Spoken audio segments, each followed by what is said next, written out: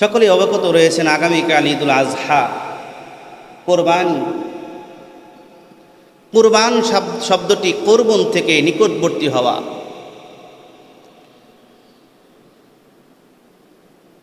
কোরবানির আরেকটি শব্দ রয়েছে নাহার। নাহর মানে যেটা বয়ে চড়ে, বহমান। আল্লাহ পাক রব্বুল আলামিন বলেন, ইন্না আ'তাইনাকাল কাউসার ফাসাল্লি লিরাব্বিকা ওয়ানহার। হে নবী, আমি আপনাকে হাউজে কাউসার দান করলাম, আপনি নামাজ পড়ুন আর কোরবানি করুন। সুবহানাল্লাহ। আল্লাহ পাক বলছেন, রাসূল, আমি আপনাকে বড় কি নিয়ামত দিয়েছি। হাসর ময়দানে সবচেয়ে বড় নিয়ামত, হাসরের মাঠে যখন গলা শুকে কাঠ হয়ে যাবে, এক কাতরা পানির জন্য, এক ফোঁটা পানির জন্য মানুষ পানি পানি করতে ছটফট করতে থাকবে। পায়ের নিচে হবে, জমিনটা হবে তামার, আর মাথার আধাত উপরে থাকবে সূর্য। এই সূর্যের তাপ মগজ টকবক করলে গলতে থাকবে। এমত অবস্থায় সেই হাউজে কাউসারের পানিটা বড় প্রয়োজন। কথা বলেন ঠিক কিনা? এই হাউজে কাউসার আল্লাহ তাআলা অন্য কোনো নবীকে দেন নাই, অন্য কোনো পয়গম্বর রাসূলকে দেন নাই। আল্লাহ পাক রব্বুল আলামিন আমার আপনার নবী, বিশ্বনবী রাহমাতাল লিল আলামিন জনাবে মুহাম্মাদুর রাসূলুল্লাহ সাল্লাল্লাহু আলাইহি ওয়াসাল্লামকে দান করেছেন। সুবহানাল্লাহ। আল্লাহ পাক বলেন, ইন্না আ'তাইনাকাল কাউসার। হে নবী, হে আমার দোস্ত, আমার পয়গম্বর, আমি খুশি হয়ে আপনাকে হাউজে কাউসার দিলাম। আপনি এটার নিয়ামতের শুকরিয়া আদায় করুন। কেমনে করবেন? ফাসাল্লি, আপনি সালাত কায়েম করুন, নামাজ পড়েন। ওয়ানহার, এবং আপনি কোরবানি করুন। সুবহানাল্লাহ। আল্লাহ পাক রব্বুল আলামিন কোরবানির তাৎপর্য এভাবেই বলছে। এই কোরবানি একটা তাকওয়ার বিষয়। সাইয়েদনা ইব্রাহিম আলাইহিস সালামের ছোট্ট শিশু সাইয়েদনা ইসমাঈল আলাইহিস সালামকে যখন কোরবানগাহে নিয়ে গেলেন, ছোট শিশু, ছোট বাচ্চা, এই বাচ্চাকে যখন কোরবানি করবেন, এই বাচ্চাকে কোরবানি করার জন্য যখন কোরবানগাহে নিয়ে গেলেন, কতটুকু ধৈর্য আর কতটুকু তাকওয়া হলে, আল্লাহর ভয় দিলের মধ্যে গেঁথে নিলে নিজের সন্তান, এই যে আপনার ছোট্ট বাচ্চাটি এখানে বসে আছে, এই বাচ্চাকে যদি আল্লাহর পক্ষ থেকে কোরবানির হুকুম আসে, তাকে জবাই করতে হবে। একটি মাত্রই সন্তান, একটি মাত্রই সন্তান, সুদর্শন, যেই সন্তানকে দেখলে কলিজা ঠান্ডা হয়ে যায়। এত বছর পরে সন্তান হয়েছে, এখন এই সন্তানকে কোরবান করতে হবে। আল্লাহর পক্ষ থেকে আদেশ এসে গেছে। সাইয়েদনা ইব্রাহিম আলাইহিস সালাম আল্লাহর হুকুম মানার জন্য নিজের সন্তানকে নিয়ে হাত পা বেঁধে নিয়েছেন, চোখ বেঁধে নিয়েছেন, এখন কোরবান করবেন। সুবহানাল্লাহ বিহামদিহি। আল্লাহ পাক রব্বুল আলামিন এমন পরীক্ষা নিলেন, সাইয়েদনা ইব্রাহিম আলাইহিস সালাম পাশ করলেন এই পরীক্ষাতে। কোরবানি এই যে একটা মৌসুম, এটা সম্পূর্ণ স্মৃতিচারণ। ইসমাঈল আলাইহিস সালামকে কোরবানি করা হয়েছিল, জবে করা হয়েছিল। সেই নিমিত্তে উট, দুম্বা, বকরি, ভেড়া, গরু, মহিষ, ছাগল, এগুলোকে কোরবানি করা হয়। ওটার পরিবর্তে একটা স্মৃতি। কোরবানির পশু তো আল্লাহ চান না, এই গোশত, রক্ত, এগুলো আল্লাহ চান না। সাফা মারওয়ায় যখন হাজী সাহেবান তারা সাই করতেছেন, এটা একটা স্মৃতিচারণ। এটা স্মৃতিচারণ। 7 বার যে সাই না করলে হজ হবে না।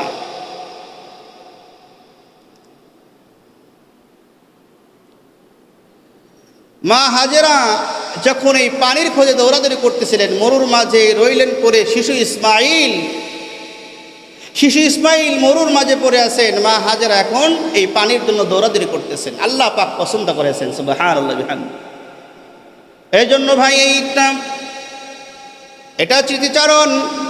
আমাদের আগামীকালকে যে ঈদুল আজহা আসতেছে, শুধুমাত্র আনন্দ করার জন্য নয়, এর মধ্যে আমাকে আপনাকে তাকওয়া অর্জন করতে হবে। দুটি পয়েন্ট, দুটি আলোচনা, দুটি পয়েন্ট আপনারা সকলেই মনে রাখবেন। মুসলমান বাবাজিরা, দুটি পয়েন্ট মনে রাখবেন আলোচনার বোঝার স্বার্থে। আল্লাহ পাক রব্বুল আলামিন আমাদের কাছ থেকে দুই ঈদে দুইটা জিনিস চান। কয়টা জিনিস চান? দুই ঈদে দুইটা জিনিস চান আল্লাহ পাক আমাদের কাছ থেকে চাচ্ছেন। সেটা কি? এক নাম্বার, ঈদুল ফিতরে দীর্ঘ একটি মাস যখন আল্লাহর বান্দা বান্দিরা রোজা রাখেন, আল্লাহ পাক বলেন কুতিবা আলাইকুমুস সিয়ামু কামা কুতিবা আলাল্লাযিনা মিন ক্বাবলিকুম লাআল্লাকুম তাত্তাকুন। আমি তোমাদের উপর রোজা ফরজ করে দিয়েছি হে ইমানদারগণ, যেমন করে পূর্ববর্তী উম্মতদের উপর রোজাকে ফরজ করে দিয়েছিলাম, লাআল্লাকুম তাত্তাকুন, যাতে করে তোমরা মুত্তাকিন হতে পারো, পরহেজগার হতে পারো। মুত্তাকিন হওয়ার জন্য একটা মাধ্যম হলো রোজা রাখা, আর মুত্তাকিনদের পুরস্কার হলো ঈদুল ফিতর। কথা বলেন ঠিক কিনা? তাহলে ঈদুল ফিতরের তাকাজাও পেলাম তাকওয়া। ঈদুল ফিতর আমাদের কাছ থেকে কি চান? তাকওয়া চান। আল্লাহ তাআলা আমাদের কাছ থেকে কি চান? তাকওয়া চান। ঈদ আমাদের থেকে কি চায়? তাকওয়া চায়, পরহেজগারি চায়। ওরকমভাবে ঈদুল আজহাতে আল্লাহ পাক রব্বুল আলামিন এখানে আমাদের কাছ থেকে তাকওয়া চাচ্ছেন। আল্লাহ পাক রব্বুল আলামিন বলেন, লা ইয়ানালাল্লাহু লুহুমুহা ওয়ালা দিমাউহা ওয়ালাকিন ইয়ানালুহুত তাকওয়া মিনকুম। সূরা হজ 37 নম্বর আয়াতে আল্লাহ পাক রব্বুল আলামিন বলেন, হে আমার বান্দারা শোনো, তোমরা যখন কোরবানি করবে, লা ইয়ানালাল্লাহা, আল্লাহর কাছে পৌঁছায় না, লুহুমুহা ওয়ালা দিমাউহা, তোমাদের কোরবানিকৃত এই পশুর গোশত রক্ত কোনোটাই পৌঁছে না, ওয়ালাকিন ইয়ানালুহুত তাকওয়া মিনকুম, আল্লাহ পাক রব্বুল আলামিনের কাছে তোমাদের তাকওয়াটাই পৌঁছে যায়। সুবহানাল্লাহ। আরো জোরে বলি সুবহানাল্লাহ। তাহলে ঈদুল আজহাতেও পেয়ে গেলাম তাকওয়া চান আল্লাহ তাআলা, ঈদুল ফিতরেও আল্লাহ তাআলা আমাদের কাছ থেকে তাকওয়া চান। দুটি ঈদেই আমাদেরকে তাকওয়ার পরিচয় দিতে হবে, মুত্তাকিন হতে হবে। দুটি ঈদেই আমাদেরকে মুত্তাকিন হয়ে আল্লাহ পাকের দরবারে আমাদেরকে হাজিরা দিতে হবে। কথা বলেন ঠিক কিনা? এই জন্য আমাকে আপনাকে মুত্তাকি হতে হবে। বাজলুল মাজহুদ তিনি রাস্তা দিয়ে হাঁটতেছিলেন, হঠাৎ করে দেখেন ছোট্ট একটি বাচ্চা, ছোট্ট বাচ্চা আখরোট বাদাম নিয়ে অনেকগুলো বাচ্চা খেলাধুলা করতেছে। হঠাৎ একটি বাচ্চা কান্নাকাটি করতেছে পাশে দাঁড়ায়া। সঙ্গে সঙ্গে বজলুল মাজুব তিনি ওই বাচ্চাকে জিজ্ঞাসা করলেন, হে বাচ্চা, তুমি কি চাও? তোমার কি বাদামের প্রয়োজন আছে কিনা? হয়তো তোমার কাছে বাদাম নাই, তুমি এই জন্যই মন খারাপ করে কান্নাকাটি করতেছ। বাচ্চাটি এইবার জবাব দেয়, এর আল্লাহর বান্দা, আল্লাহর গোলাম, আমি এই জন্য কান্নাকাটি করি না। কারণ হলো দুনিয়ার জিন্দেগি বড় খেলতামাশার জিন্দেগি। এই জিন্দেগিকে যদি তাকওয়া অর্জন না করতে পারি, তাহলে আমি বালকের কোনো দাম নাই। হে আল্লাহর গোলাম, আল্লাহর বান্দা, আপনি কি কখনো দেখেন নাই আমার মা? আমি আমার মাকে দেখেছি। আমার মা যখন চুলায় রান্না করে, রান্না করার সময় বড় বড় খড়িগুলা দেওয়ার আগে ছোট্ট ছোট্ট লাকড়িগুলাকে আল্লাহ পাক ছোট্ট ছোট্ট লাকড়িগুলাকে আমার মা তখন চুলার মধ্যে ঢুকায় দেয়। এই জন্য আমি বড় ভয় পাই, আল্লাহ পাকের ভয় আমার দিলের মধ্যে কাজ করে। না জানি এই যে ছোট্ট ছোট্ট লাকড়িগুলা যেরকমভাবে সর্বপ্রথম চুলার মধ্যে দেওয়া হয়, আমি ছোট্ট বালক জানি না, হয়তো জাহান্নামের মধ্যে আমার মতোই ছোট্ট এই গাফেল বালকদেরকে নিয়েই জাহান্নাম পুরা করা হবে। বালক বলতেছেন, আফা হাসিবতুম খালাকনাকুম আবাসা ওয়া আন্নাকুম ইলাইনা লা তুরজাউন। বজলুল মাজদুবকে বলেন, হে আল্লাহর বান্দা, তুমি কি জানো না আল্লাহ পাক বলেছেন, আল্লাহ পাক রব্বুল আলামিন ঘোষণা করেছেন, আমি কি তোমাদেরকে এমনি এমনি সৃষ্টি করেছি? আমি তোমাদেরকে এমনি এমনি সৃষ্টি করি নাই, অনর্থক সৃষ্টি করি নাই। মনে রেখো, আমি আল্লাহর কাছেই তোমাদেরকে ফিরে আসতে হবে। এর জন্য ভাই, আল্লাহ তাআলার কাছে যেহেতু ফিরে যেতে হবে, এই জন্য তাকওয়াটা আমার আপনার জরুরি। কথা বলেন ঠিক কিনা? তাহলে এই তাকওয়া কত জরুরি। তো আমার আলোচনার আজকে মূল মুলাখাস বিষয় হলো, দুই ঈদে আমাকে আপনাকে তাকওয়া অর্জন করতে হবে। দুই ঈদের উপহার হলো তাকওয়া। আল্লাহ পাক রব্বুল আলামিন যেমন আমাকে পুরস্কার দেবেন, আমিও আল্লাহ পাককে হাদিয়া দেব। আমার এই ছোট্ট হাদিয়া, সেটা হবে কি তাকওয়ার হাদিয়া। রমজান মাসের রোজাগুলো যেমন আল্লাহর জন্য রেখেছিলাম, ঈদুল ফিতরে যখন বান্দা নামাজে যায়, নামাজ শেষ করার সঙ্গে সঙ্গে আল্লাহ তাআলা তার সমস্ত গুনাহগুলোকে মাফ করে দেন, সুবহানাল্লাহ। এরকমভাবে কোনো বান্দা যদি তাকওয়া নিয়ে কোরবানি করে তার পশুকে, কোনো গোশত খাওয়ার নিয়তে নয়, কোনো গোশত খাওয়ার নিয়তে নয়, কোরবানি একমাত্র কার জন্য হবে? আল্লাহর জন্য হবে। কার জন্য হবে? আল্লাহর জন্য হবে। আল্লাহ পাক রব্বুল আলামিন বলেন, কুল ইন্না সলাতি ওয়া নুসুকি ওয়া মাহইয়ায়া ওয়া মামাতি লিল্লাহি রাব্বিল আলামিন লা শারীকা লাহ। হে নবী, আপনি বলে দেন, নিশ্চয় আমার নামাজ, নিশ্চয় আমার কোরবানি সব আল্লাহর জন্য। আমার নামাজ, আমার সালাত, আমার কোরবানি সব কার জন্য? জোরে বলে, কার জন্য? সব আল্লাহর জন্য। ওয়া মাহইয়ায়া ওয়া মামাতি লিল্লাহি রাব্বিল আলামিন লা শারীকা লাহ। ওই আল্লাহ যার কোনো শরীক নাই, তার জন্য আমার জীবন, তার জন্যই আমার মরণ। আমার জীবন মরণ কার জন্য? কার হাতে এগুলো? আল্লাহর হাতে, আল্লাহর জন্য এগুলো সব। এই জন্য হাজিরিন, কোরবানি করব একমাত্র তাকওয়ার সামান আনিয়ে, তাকওয়ার গাট্টিটা যেন আমি বাঁধতে পারি, আমার ব্যাগের ভিতরে যেন তাকওয়া থাকে। হাজিরিন, যদি নিছক কোরবানির মধ্যে গোশত খাওয়ার আমার উদ্দেশ্য থাকে, তাহলে কিন্তু কোরবানি হবে। ছোট্ট ছোট কিছু বিষয় রয়েছে কোরবানির বিষয়। কোরবানির মাসআলার মধ্যে অনেকগুলো বিষয় রয়েছে। তার মধ্যেই কোরবানির পশু যদি এরকম দুর্বল হয়, কোরবানির জায়গাতে যেতে সক্ষম না, এরকম পশুকে কোরবানি দেওয়া জায়েজ নাই। পাও একটা খোরা আছে, কিন্তু অত খোরা না, হাইটে যাইতে পারবে সুস্থভাবেই, মোটামুটি ছোটোবেলায় খোরা হয়েছে, এরকম পশু জায়েজ আছে। কিন্তু এমন পশু যার পায়ের মগজ, এই নালি, যে পায়ের যে নালি আছে, এখানকার ক্যালসিয়াম বা মগজ শুকায় গেছে, কঙ্কাল সার, যেই পশু অতি দুর্বল, এরকম পশু কোরবানি দেওয়া জায়েজ না। কোরবানির উদ্দেশ্য হলো সুন্দর জিনিসটাকে দিয়ে দেওয়া। কেন? ইসমাইল আলাইহিস সালাম পছন্দের জিনিস ছিলেন ইব্রাহিম আলাইহিস সালামের, যে পছন্দের জিনিসটাকে দিয়ে দেওয়া। আমি কাকে দিচ্ছি? এটাকে আল্লাহকে দিচ্ছি। এই জন্য কোরবানি দাতার বড় খেয়াল রাখা চাই। কোরবানির পশু নিজে জবাই করবেন, এটা সবচেয়ে উত্তম। নিজের পশুকে নিজে জবাই করবেন, নন অ্যাসিস্ট্যান্ট না, আপনি জবাই করবেন আপনার পশুকে, এটা উত্তম। তবে যদি অন্য কাউকে দিয়ে জবাই করান, এই জবাইয়ের পারিশ্রমিক আপনি তাকে দিয়ে দেবেন। যদি না দেন, কোরবানি হবে না। এই জবাই করা হিসাবে যদি আপনি কিছু গোশত দিয়ে দেন, ওই গোশতের মধ্যে থেকে দিয়ে দেন, তাহলে কিন্তু এটা হবে না। গোশত দেওয়া না দেওয়া এটা অন্য বিষয়। খুশি অনুপাতে তার পারিশ্রমিকটা দিয়ে দিবে। এরকমভাবে কোরবানিতে অনেকেই জবাই করার পরে খালায় দেয়, আসে, প্রতিবেশী আসে, অনেকে আসে, খুশি মনে একটা বিষয়।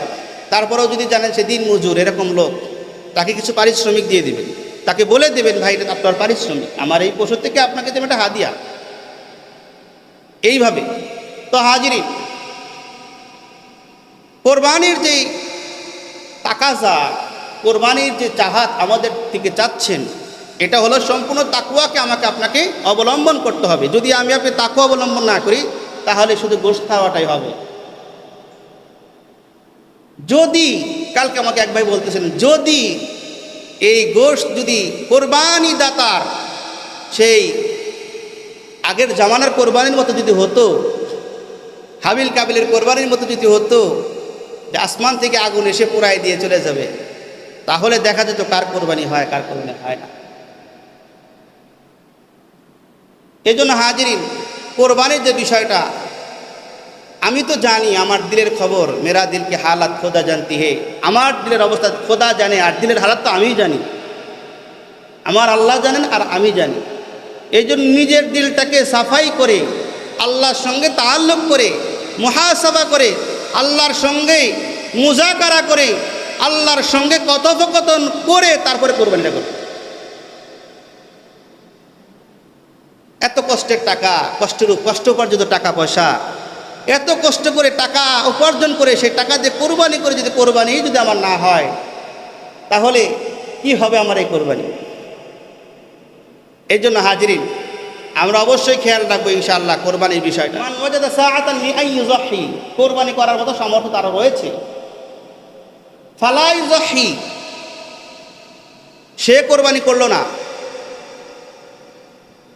সে কোরবানি করলো না, ফালাম ইউযাহি, সে কোরবানি করলো না, ফালা ইয়াহজুর মুসাল্লানা, ফালা ইয়াহজুর মুসাল্লানা, সে যেন আমার ঈদগাহে, আমার এই কোরবানি গাহে নামাজে না আসে। এই জন্য কোরবানি কিন্তু সুযোগ রয়েছে, আপনি 3 দিন কোরবানির যে সুযোগটা থাকে আইয়ামে তাশরিক সহ।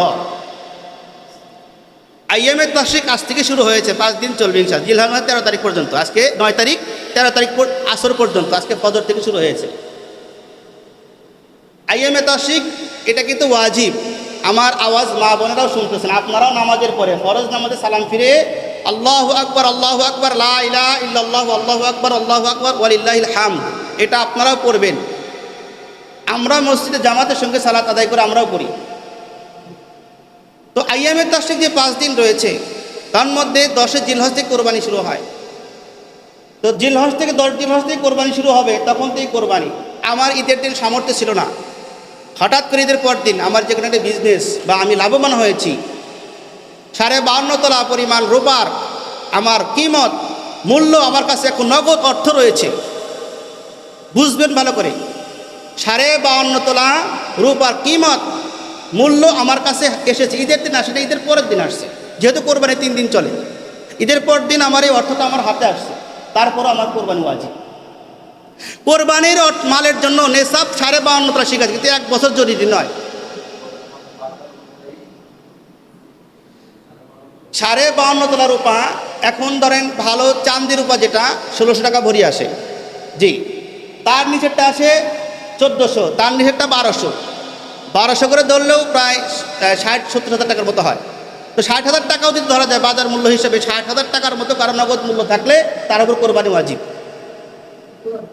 হ্যাঁ, 60,000 টাকা ধরে, এটা সর্বনিম্ন মূল্য যেটা 90 হলো, এটা হলো চাঁদি রূপার যে দাম, মূল যেটা উচ্চমানের রূপা, সেটা যদি আপনি সেই মূল্য যদি ধরতে চান তাহলে 90,000 টাকার উপর আসবে। আর কম দামা রূপার যেটা ধরবেন, কম দামা রূপা যেটা আসলে তাকওয়ার বিষয়, আসলে কোরবানি দিয়ে দিবেন।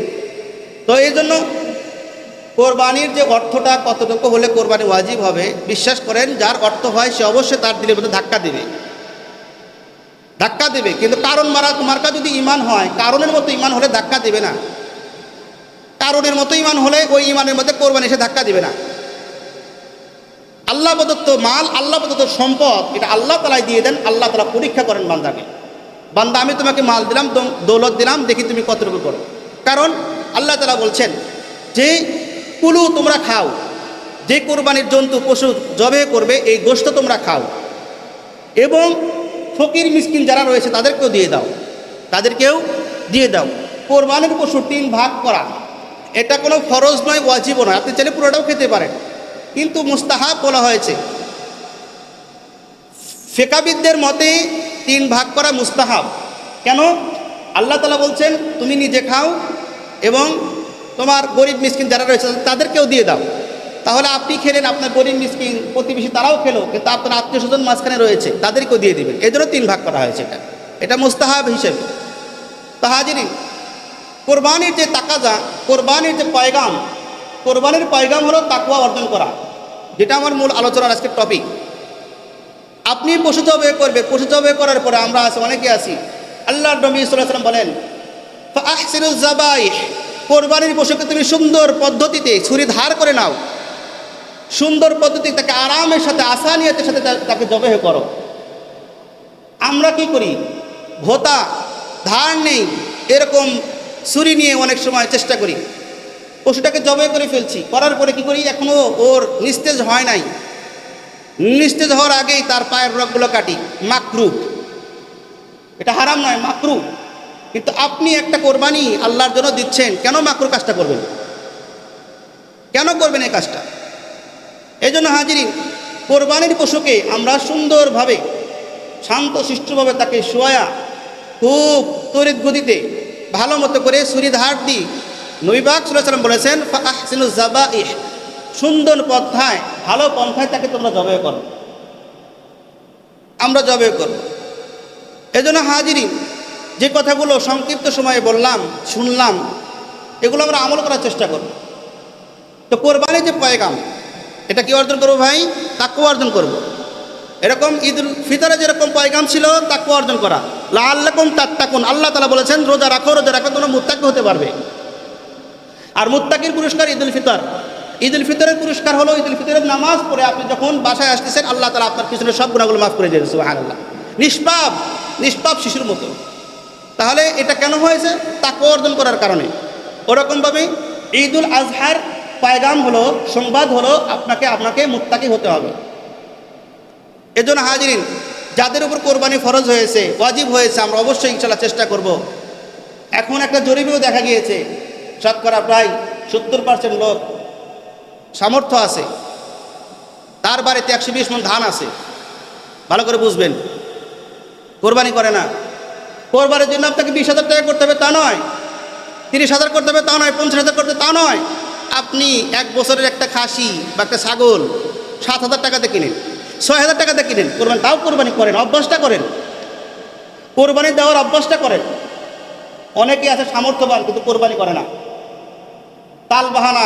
আল্লাহ তাআলা বোঝেন না, আল্লাহ তাআলা কিন্তু ভালো করেই বোঝেন। এই জন্য হাজিরিন, আমরা ইনশাআল্লাহ চেষ্টা করব, আমাদের যাদের সামর্থ্য রয়েছে, যারা সামর্থ্যবান রয়েছি, অবশ্যই ইনশাআল্লাহ কোরবানি করব, আল্লাহর জন্যই করব, আল্লাহর জন্যই করব ইনশাআল্লাহ। তো সর্বশেষ কথা হলো ঈদুল ফিতর, এটার তাকাজা হলো, এটার পয়গাম হলো মুত্তাকি হওয়া। ঈদুল আজহা, এটার পয়গাম, এটার তাকাজা হলো মুত্তাকি হওয়া। দুইটা ঈদেই আমাদেরকে তাকওয়া অর্জন করার শিক্ষা দেয়। কথা কি বুঝতে পারছেন? দুই ঈদে আমাদের কি শিক্ষা দিচ্ছে? তাকওয়া অর্জন করার শিক্ষা দিচ্ছে, যেটা আমি কোরআন থেকে আপনাদের প্রমাণ দিয়ে দিলাম।